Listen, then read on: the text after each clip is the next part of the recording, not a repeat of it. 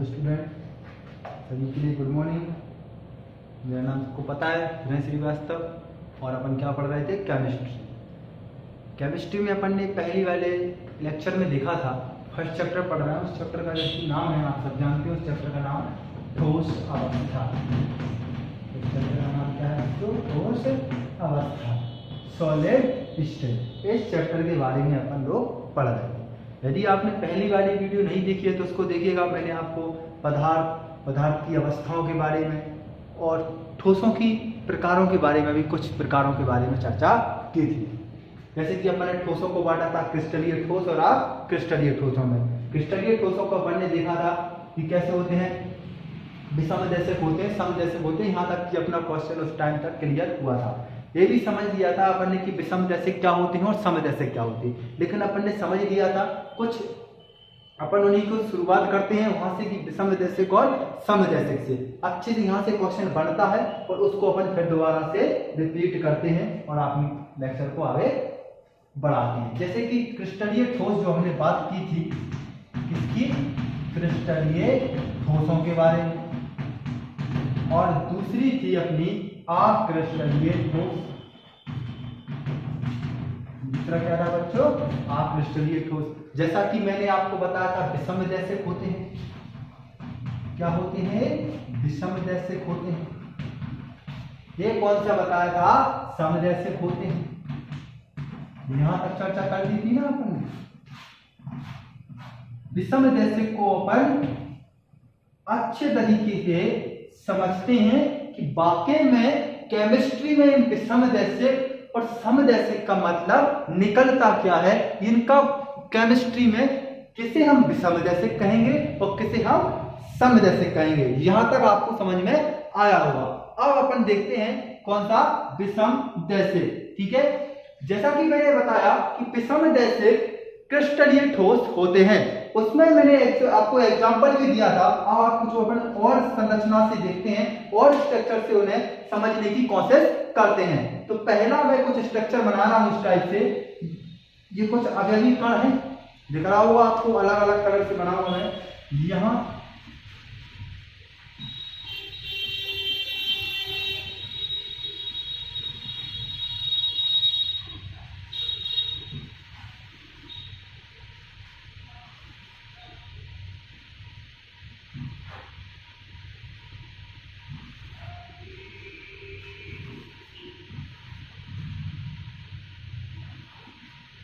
दिख रहा होगा आपको अलग अलग कलर से। यदि कलर नहीं दिख रहा हो तो मैं थोड़ा इन्हें और डार्क कर देता हूं, उससे आपको क्या होगा? समझने में आसानी होगी।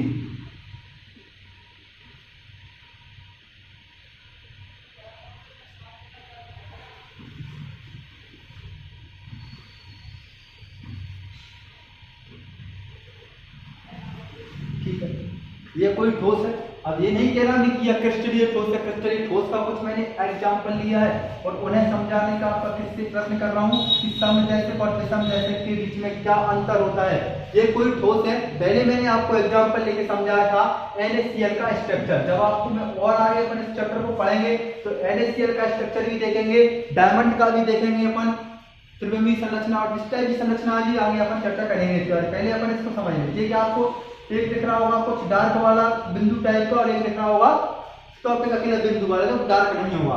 तो चलो यहां से अपन इसको समझने की कोशिश करते हैं। चलो यहां से चलते हैं कि व्हाइट, देखिए ब्लैक, व्हाइट, ब्लैक, व्हाइट। यहां से चलते हैं black, white, black, white, black, white.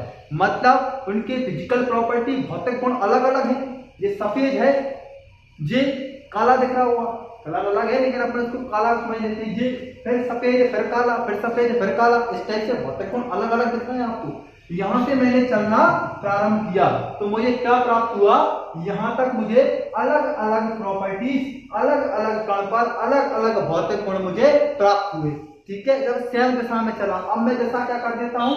परिवर्तन कर देता हूं। तब मैं परिवर्तन करता हूं दिशा को, तो यहां से चलना शुरू करता हूं मैं। देखें तो यहां से भी मुझे क्या मिल रहा है? भौतिक गुण अलग अलग मिल रहे हैं। मिल रहे हैं बिल्कुल। ये व्हाइट था, ये ब्लैक। मतलब भौतिक गुण में परावर्तन, अपवर्तनांक, ये आपने पढ़े होंगे। ये सब मुझे क्या मिल रहा है? यहाँ देखने पर चलता हूं मैं तो भौतिक गुण मुझे अलग अलग मिलते हैं, उस पदार्थ को हम क्या बोलते हैं, विषमदैशिक। अब इसको समझने से पहले अपन इसको समझे कि अरेंजमेंट कैसे होता है क्रिस्टलीय ठोसों का, उसको भी तो समझे। अरेंजमेंट कैसा होता है, ये कोई क्रिस्टलीय ठोस है,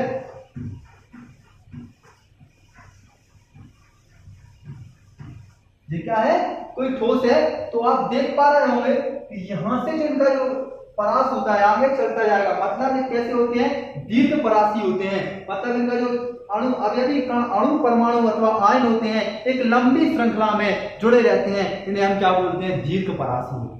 अब बात करते हैं इसकी, ये कैसे होते हैं, लघु परासी। ऐसे एक यहाँ जो हो गया, मतलब कहने का सिटिंग अरेंजमेंट नहीं होता है इनमें, इनमें क्या होता है, इनकी अणु परमाणु अथवा आयन का क्रमबद्ध सिस्टम में अरेंजमेंट रहते हैं, इसके बाद ये मतलब क्रम से जमा रहता है, जैसा कि आप इसको देख पा रहे होंगे। ये क्या सिटिंग अरेंजमेंट नहीं है, इसलिए क्या होगा, जब आप यहाँ से चलोगे तो विषम जैसे कुछ प्रॉपर्टी तो हमें क्या होंगे, भौतिक गुण समान नहीं मिलेंगे, इसलिए हम कौन से कह सकते हैं, सम जैसे होते हैं। बात क्लियर है। अब आते हैं अपने उदाहरण, बता सके किसी उदाहरण का कौन कौन से हैं। चलो आप क्रिस्टलीय ठोसों के आप ध्यान रखना, प्लास्टिक, रबर, ये सब कौन से हैं अपने, आप क्रिस्टलीय ठोस। इनकी बात कर लेते हैं। क्रिस्टलीय NaCl, sodium chloride, CaCl, CaCl को जानते हैं, सीजियम क्लोराइड, ठीक है, हीरा, डायमंड, ये सब क्या है, क्रिस्टलीय ठोस है अपने। यहां तक अपना क्लियर हो चुका है कि क्रिस्टलीय ठोस और क्रिस्टलीय ठोस क्या है, यहां तक आपको समझ में आ गया होगा। अब आपको आगे और बताता हूं कि ठोसों का वर्गीकरण और भी अलग प्रकार से हुआ है। किसके आधार पर, मैंने आपको दूरी बताई थी, अंतराणविक दूरी। कुछ बल होते हैं, जैसे आपने 11th में पढ़े होंगे, सहसंयोजी बंध पढ़े थे, हाइड्रोजन बंध सुने होंगे ना, हाइड्रोजन बंध, सहसंयोजी बंध। ये कुछ बंधन बलों के आधार पर, किसके आधार पर, बंधन बलों के आधार पर कुछ क्रिस्टलीय ठोसों को और भी वर्गीकृत किया गया है, और वो ठोस कौन कौन से हैं उनका अपन वर्गीकरण देखते हैं। किसको बांट रहा है, इनको नहीं बांट रहा है, किसको, इन वाले ठोसों को।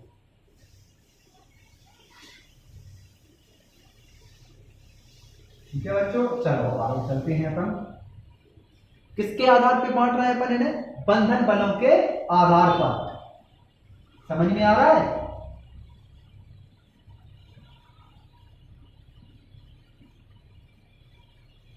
देखो बात तो अपन चल रही थी क्रिस्टलीय ठोसों के बारे में।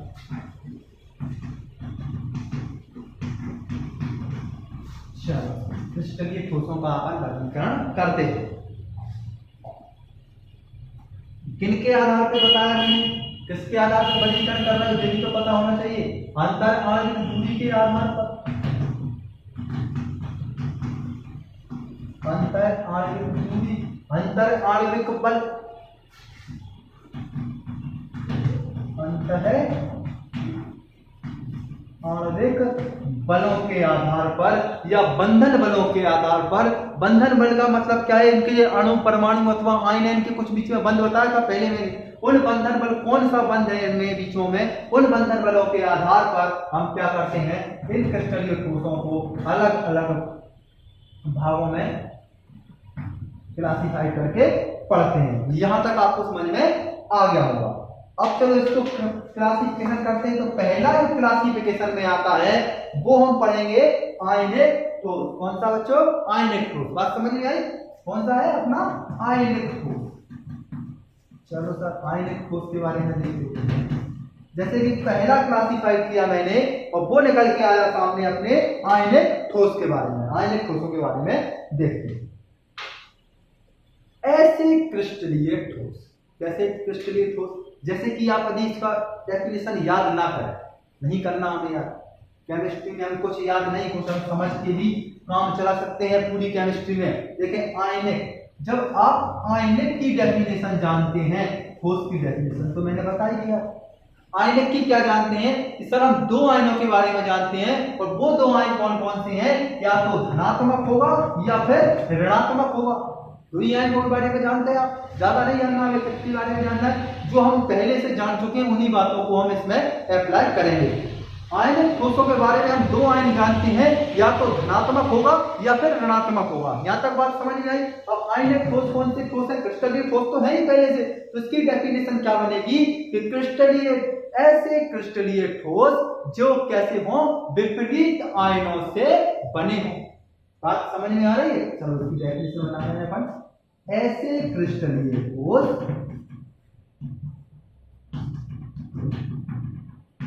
ऐसे ठोस कौन से ठोस है? ये क्रिस्टलीय, ध्यान रखना इस बात का। ऐसे क्रिस्टलीय ठोस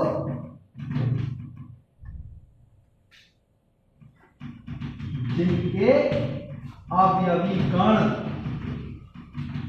अवयवी कण का मतलब तो समझाना नहीं पड़ेगा आपको, सबसे पहले बताया था मैंने। अवयवी कण का मतलब क्या होता है?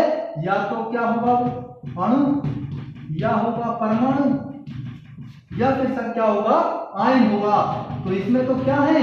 अवयवी कण। पहले जैसे बताया, अणु है क्या? नहीं है सर। फिर क्या है? परमाणु है, वो भी नहीं है। तो फिर क्या है? आयन होगा। बात समझ में आ रही है? तो ऐसे क्रिस्टलीय ठोस जिनके अवयवी कण, ना अवयवी कण का मतलब तो तीनों होंगे, अणु भी होगा, परमाणु भी होगा और आयन की बात भी होगी। लेकिन यहाँ तो ना अणु है ना परमाणु है, तो फिर क्या है?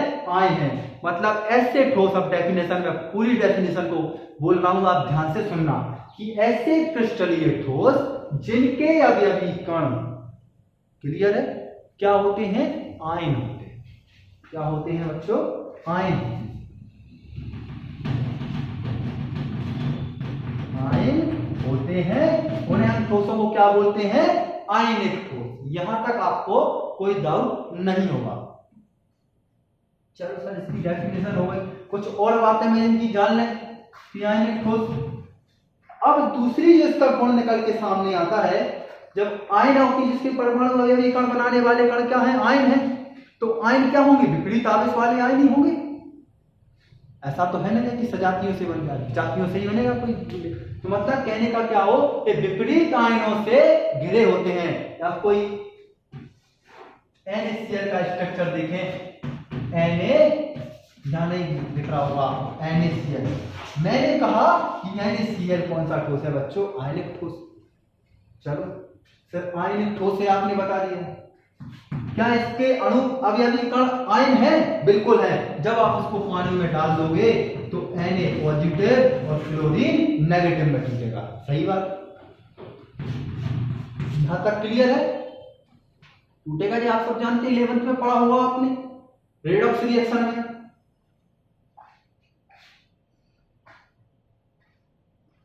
तो मतलब हुआ ना विपरीत आयन वाला।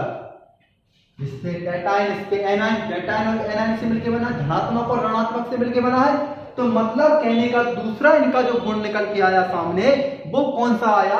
विपरीत आयनों से मिलके बने होते हैं। कौन से आयनों से?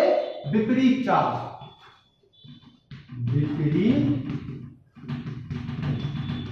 आयनों से मिलकर बने होते हैं।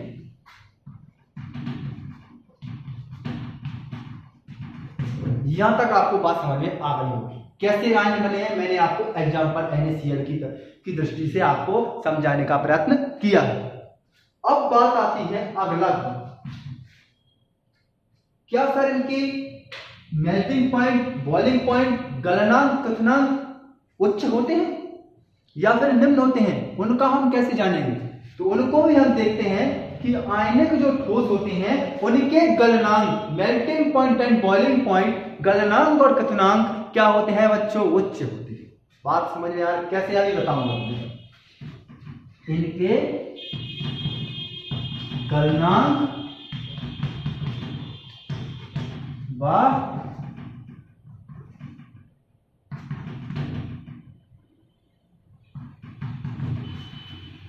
क्वथनांक कैसे होते हैं?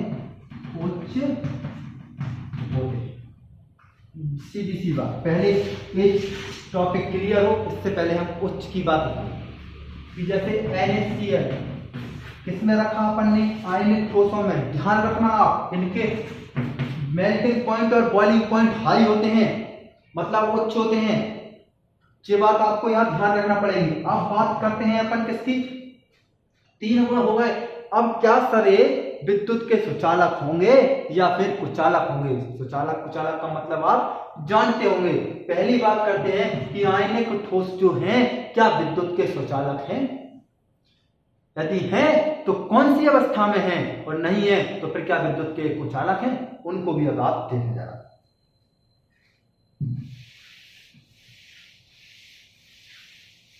किसकी बात कर रहे हैं अपन, विद्युत की। विद्युत के क्या ये सुचालक हैं या फिर ये कुचालक हैं, कौन, आयनिक ठोस, उन्हीं की चर्चा करते हैं। पहले मैंने कहा कि ये विद्युत के क्या होते हैं, ठोस अवस्था में कुचालक होते हैं। क्या होते हैं, विद्युत के कुचालक होते हैं। अभी क्लियर नहीं हुई लेकिन बात, विद्युत के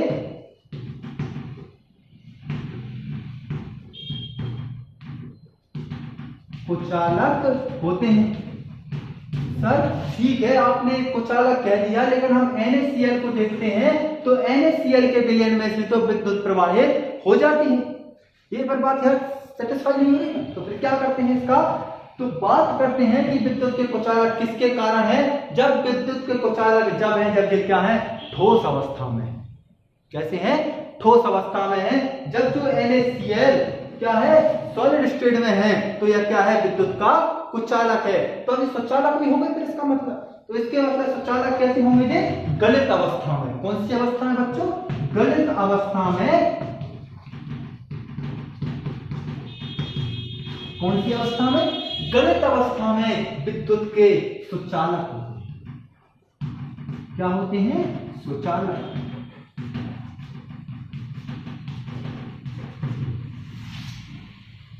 ये बात आपको समझ में आ गई, देखते हैं।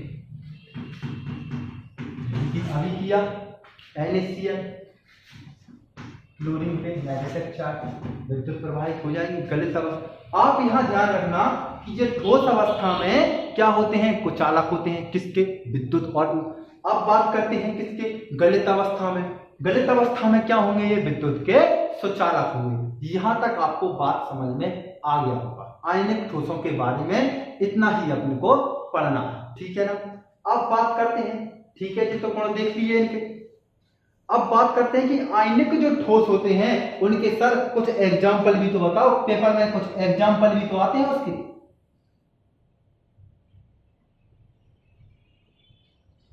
आते हैं कि नहीं आते। एग्जाम्पल में हम देखते हैं इनका NaCl। पहला एग्जाम्पल क्या रखते हैं, NaCl सब जानते हैं, सोडियम क्लोराइड, ठीक बात है। दूसरा है CaCl, सीजियम क्लोराइड, सीजियम पे पॉजिटिव, क्लोरीन पे नेगेटिव। तो ये क्या हो जाएंगे इनके, और भी हैं ये एग्जाम में पूछे जाते हैं कि CaCl, बहुत NaCl तो सब जानते हैं, लेकिन CaCl आप ध्यान रखना, सीजियम क्लोराइड कौन सा ठोस है सर, आयनिक ठोस है। ये बात आपको ध्यान रखना पड़ेगी। बात आयनिक ठोसों के बारे में आपको समस्या है, अब कोई आपको समस्या नहीं होगी, क्योंकि आयनिक ठोसों के बारे में हमने अच्छे से पढ़ लिया है कि आयनिक ठोसों के गलनांक क्वथनांक उच्च होते हैं। दूसरी बार एक बार रिवाइज कर लेते हैं, आयनिक ठोस विपरीत आयनों से मिलकर बने होते हैं। अगली बात फिर क्या निकल के आई, ये कैसे होते, कौन से ठोस हैं, ये तो आपको पहले ही क्लियर होना चाहिए कि बंधन बलों के आधार पर। हाँ एक बात मैं बोल क्या कि बंधन बल, ठीक है, समझिए बात को। बंधन, तो सर इनमें कौन सा बॉन्ड होता है, तो अपने बंधन बलों के आधार पे तो इन क्लासिफाइड कर रहे हैं, लेकिन इनमें बॉन्ड तो बताओ कि NaCl में आयनिक ठोसों में कौन सा बॉन्ड होता है, कौन सा बंध होता है। तो बच्चों इनमें आप इनका ध्यान रखना, आयनिक ठोसों में आयनिक बंध होता है। कौन सा बंध होता है, आयनिक बंध।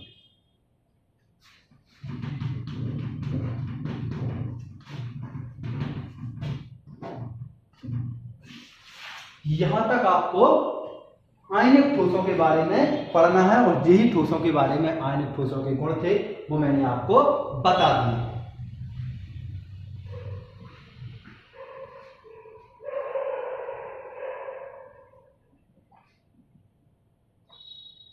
ठीक है, अब देखते हैं अगला जो ठोस है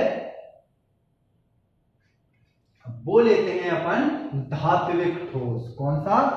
धात्विक ठोस। साफ कर देते हैं इसे।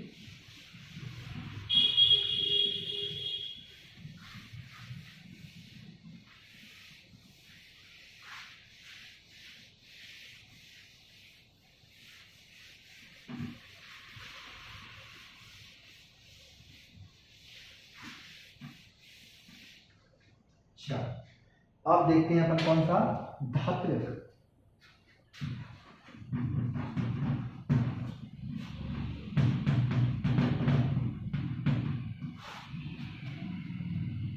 पहले ठोस की डेफिनेशन जानते हैं, धात्विक की ओर बना लेते हैं, इससे अपन डेफिनेशन में क्लियर हो जाएंगे, याद करना अपने को आसान पड़ेगा।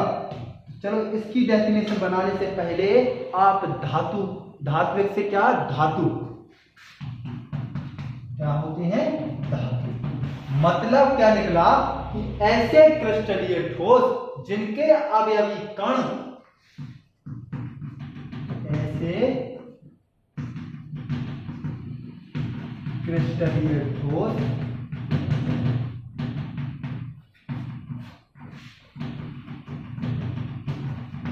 अवयवी कण। बात क्लियर है? सारा टॉपिक क्लियर हुआ आपका? 10 बार बता दिया।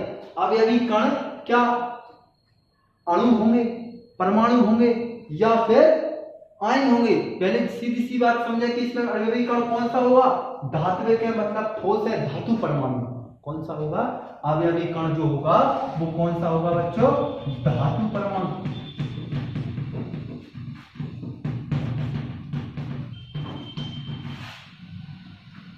क्लियर? धात्विक सर ठोस कौन से होंगे? ऐसे क्रिस्टलीय ठोस जिनके अवयवी कण क्या हो? धातु परमाणु हो, मेटल हो, मेटल एटम्स हो, उन्हें हम क्या बोलेंगे? धात्विक ठोस। ये इसकी क्या हो गई?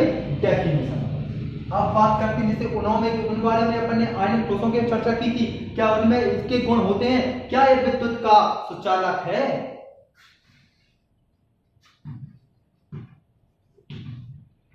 विद्युत के क्या है? सुचालक हैं या फिर कुचालक हैं? तो उनकी चर्चा करते हैं। धातु, अब आपके सब जानते हैं धातु क्या होती है। क्या धातु में विद्युत की सुचालक होती है? आप कहेंगे हाँ। तो फिर हमने दूसरा क्वेश्चन किया, धातु विद्युत की सुचालक होती हैं, क्या फिर ऊष्मा की सुचालक है? अब बात आती है कि ऊष्मा क्या है और विद्युत क्या है। विद्युत आप सब जानते हैं, करंट। क्या उन्हें विद्युत प्रवाहित हो जाएगी? आपने कहा यस, हो जाएगी। सर मतलब क्या? धात्विक ठोस विद्युत के सुचालक हैं। क्या आप उन्हें गर्म करें तो ऊष्मा से गर्म होंगे? मतलब ऊष्मा के भी क्या है? सुचालक है कि नहीं है? तो ये बात निकल के आती है कि विद्युत तथा ऊष्मा के बिल्कुल गर्म होंगे। क्या निकलेंगे? विद्युत तथा किसके? ऊष्मा के क्या होंगे? कुचालक नहीं, क्या? सुचालक। क्या होते हैं? विद्युत तथा ऊष्मा के सुचालक होते हैं। उन्हें हम क्या बोलते हैं? धात्विक ठोस। सर अपन किसके बारे में पढ़ रहे थे? कि क्रिस्टलीय ठोस आप पढ़ा रहे हो, कुछ बंधन बलों के आधार से पढ़ा रहे थे। तो सर इसमें फिर कौन सा बंधन बॉन्ड होगा या इसमें कौन सा बंध होगा? तो सीधी सी बात है, धात्विक आयनों में आयनिक बंध होता है, तो सर इसमें भी कौन सा होगा? सीधी बात ध्यान रख लो, यहाँ कौन सा? धात्विक ठोस होगा। कौन सा? सॉरी, धात्विक बंध होगा। कौन सा बंध होगा इनके बीच में? धात्विक बंध पाया जाता है। क्लियर है? आयनिक में आयनिक, इनमें धात्विक ध्यान रखना, क्योंकि आना अपनी ऑब्जेक्ट है। यहां तक आपको धात्विक ठोसों के बारे में आ गया होगा।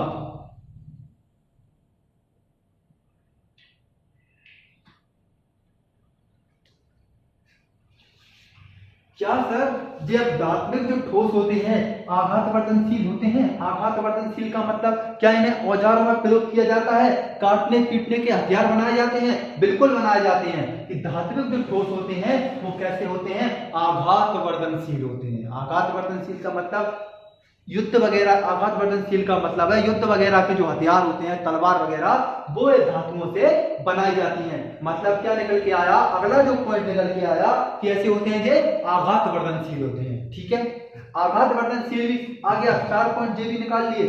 क्या इन्हें चाकू से जब अपन इनको काटते हैं तो क्या ये चिकनी सतह वाले निकलते हैं। मतलब कहने का जो यहाँ से अपन इसको ठोस को काट रहे हैं तो बीच में जैसे क्या निकलेगा, चिकनी सतह वाले काटने में निकलते हैं, भुरभुरों के रूप में, टुकड़ों के रूप में नहीं टूटते। वो कौन से ठोस होते हैं, अपने धात्विक ठोस। यहाँ तक कोई बच्चों डाउट है धात्विक ठोसों में? बात निकल के आती है कि सर धात्विक ठोसों के उदाहरण जितनी भी धातुएं हैं वो सब क्या है, धात्विक ठोसों के उदाहरण है। चाहे वो आयरन हो आपका, चाहे वो सिल्वर हो या फिर कॉपर हो, जितने भी मेटल है आप जानते हैं आप, वो सब कौन से ठोस हैं, कौन सी सॉलिड हैं, वो सब ये धात्विक ठोस है। चलो एक बार फटाफट से रिवाइज कर लेते हैं कि धात्विक ठोस कौन से हैं। ऐसे ठोस जिनके अवयवी कण क्या हो, अवयवी कण का ना अणु है ना परमाणु है, फिर क्या है इसमें, धात्विक परमाणु है। धात्विक कण तीनों से मिलकर बना होगा और अवयवी कण मतलब कौन सा निकल के आया, धात्विक परमाणु होते हैं। अगली बात क्या है, विद्युत और ऊष्मा के सुचालक होते हैं या विद्युत ऊष्मा के सुचालक होते हैं। अगली बात आती है तो ये बंधन बलों के आधार पर तो पड़ रहा है इनके लिए, तो इनमें कौन सा बॉन्ड होगा, तो इनमें बॉन्ड होगा धात्विक बॉन्ड। ठीक है, तो फिर इसके उदाहरण कौन से होंगे, तो इसके उदाहरण होंगे चाहे कॉपर हो आपका, सिल्वर हो, जितनी आप मेटल्स जानते हैं वो मेटल्स क्या होंगी, सारी मेटल्स इस वाले धात्विक ठोसों में हमको रखना पड़ेगा। ठीक है, इससे आगे पढ़ते हैं अपन अगली वीडियो में और ठोसों के बारे में पढ़ेंगे। संयोजक ठोस क्या होते हैं, आपको आणविक ठोस पढ़ाऊंगा, आणविक ठोस क्या होते हैं। इस प्रकार के हम आगे ठोसों की और चर्चा करेंगे। ठीक है।